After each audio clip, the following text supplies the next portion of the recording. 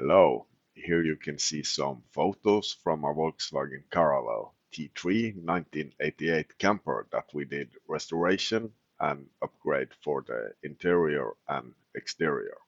We made a new interior in leather, new ceiling, and we also was making a nice ship's floor in teak and even got a Volkswagen logo made for the floor. Became a nice classic camper from this. We also did partly engine and mechanical restoration for the car that is not showed in the photos. Well, look and enjoy. Thank you.